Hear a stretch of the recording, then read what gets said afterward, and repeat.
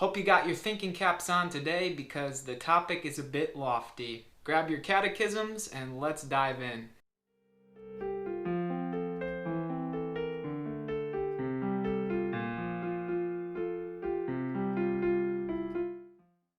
Alright, welcome to this series on the mysteries of the Rosary, ladies and gentlemen. Welcome back to the channel. My name is Adam, and we are Bishop Sheen Rosaries. We talk everything Rosary here on the channel. If you are new to praying the Rosary, we invite you to watch some of our previous videos. We've got a Rosary Basics series, and today's topic is on the mysteries. And on our website now, we have a full page on all of the mysteries. Before we go any farther, I just wanted to say thank you to all of those who have subscribed, which is going to be you next, I'm sure. I am recording this on Wednesday, and never before have I seen double-digit subscriber growth on one day. So yesterday was a very big day for me.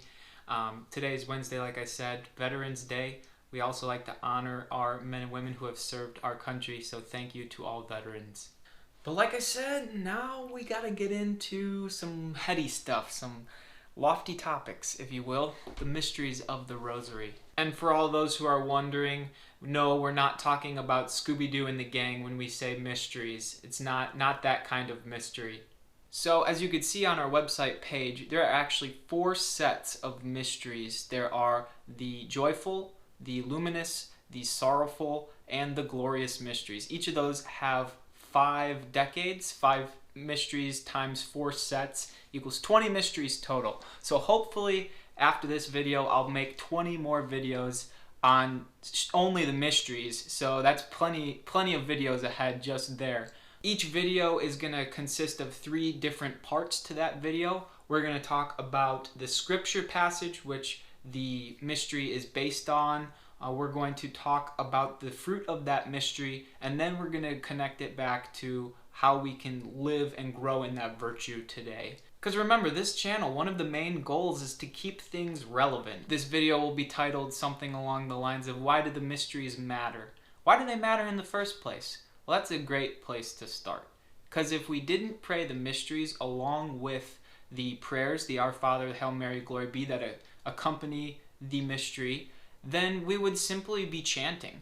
And there's nothing wrong with chanting. Actually, a lot of other cultures, a lot of other religions focus a lot of their energy on chant. I think of Buddhism. I've actually attended some Buddhist ceremonies in world religions class back in the day, and they spend, I would say, a good 3/4, if not more, of their ceremony just chanting. I remember one chant, Mane Padme Hum, was a very popular chant that you just hear over and over and over. And there's nothing wrong with that. And a lot of people think the Rosary is kind of like that because we just say the Hail Mary over and over and over.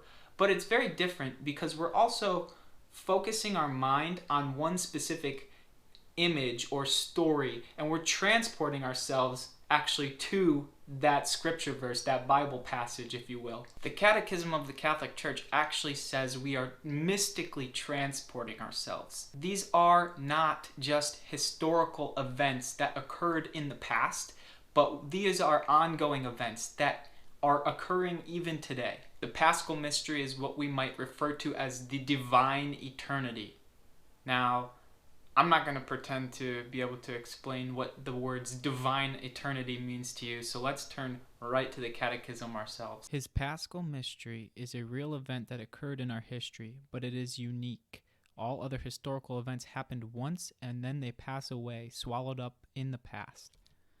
The Paschal Mystery of Christ, by contrast, cannot remain only in the past, because by his death he has destroyed death, and all that Christ is, all that he did and suffered for all men, participates in the divine eternity, and so transcends all time while being made present in them all. So Christ's life, death, and resurrection actually don't remain in the past.